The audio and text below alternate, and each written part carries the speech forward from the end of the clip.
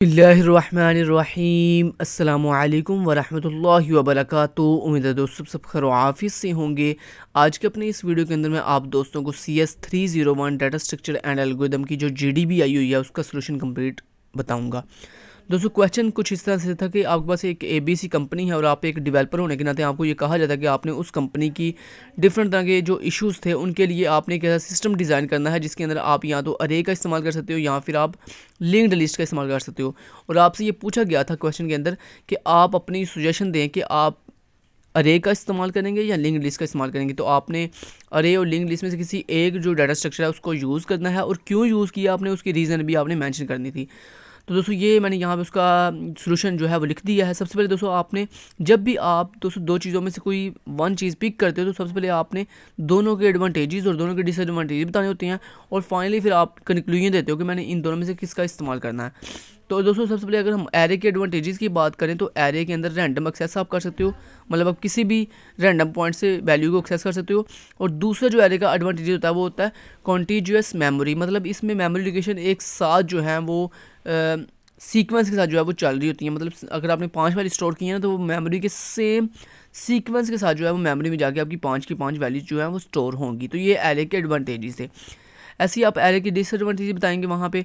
तो ये आपका सोल्यूशन का मैं बता रहा हूँ, ये सारा सोल्यूशन है, ठीक है, ये क्वेश्चन नहीं है, ये सोल्यूशन का पार्ट है सारा। तो सबसे पहले हेडिंग दी एरे एडवांटेजेस, उसमें आपने दोनों एरे के एडवांटेज लिखे। उसके बाद एरे डिसएडवांटेज क्या है जी, फिक्स्ड साइज़ के। दोस्तों एरे का जो साइज़ होता है वो फिक्स्ड होता है, उसे आप डायनेमिकली चेंज नहीं कर सकते। तो ये इसका डिसएडवांटेज है। दूसरा डिसएडवांटेज क्या है, इनएफिशिएंट इंसर्शन एंड डिलीशन, मतलब एरे के अंदर जो दोस्तों डाटा को इंसर्ट करना और डिलीट करना बहुत ही मुश्किल होता है, एफिशिएंट नहीं बल्कि इनएफिशिएंट होता है। अब इस तरह हम लिंक्ड लिस्ट के एडवांटेज बताएंगे। तो दोस्तों लिंक्ड लिस्ट का जो पहला एडवांटेज होता है वो डायनामिक साइज़ होता है, मतलब लिंक्ड लिस्ट का आप जितना चाहो अपनी मर्जी साइज़ जो है वो चेंज कर सकते हो, डायनामिकली बढ़ाते जाओ।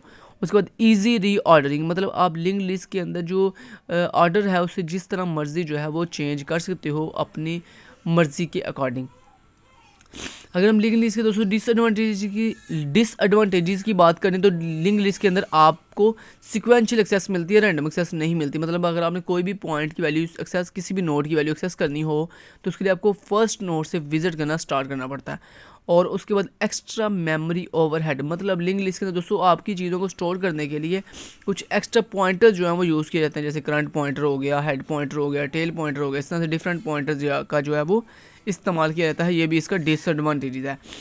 अब दोस्तों अपने दोनों जो डाटा स्ट्रक्चर है उनके एडवांटेजेस और डिसएडवांटेजेस आपने वहाँ पे मेंशन करने के बाद अब आपने बताना है कि आप क्या सुजेस्ट करने जा रहे हैं।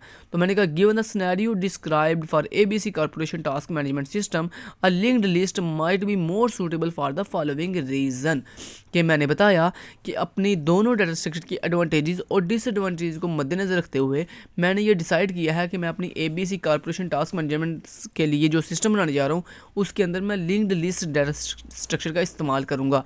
और आगे मैंने उसकी रीज़न भी बताया ऐसा मैंने क्यों किया, क्योंकि दोस्तों सबसे पहला जो रीज़न है वो है डायनामिक साइज़, कि लिंक्ड लिस्ट को इस्तेमाल करने का सबसे पहला बेनिफिट ये है कि अगर मैं लिंक्ड लिस्ट को इस्तेमाल करूँगा तो मैं जितने मर्जी एम्प्लॉयज़ का डाटा जो है वो ऐड कर सकता हूँ सेम टाइम के अंदर, क्योंकि इसका डायनामिक साइज होता है। दूसरी रीज़न क्या है, एफिशिएंट इंसर्शन और डिलीशन के। दोस्तों इसके अंदर आपके डाटा को इंसर्ट करना और डिलीट करना बहुत ही एफिशिएंट होता है लिंक्ड लिस्ट में। और उसके बाद टास्क रीऑर्डरिंग, कि अपने टास्क को रीऑर्डर करना, उनकी तरतीब चेंज करना ईजी होता है।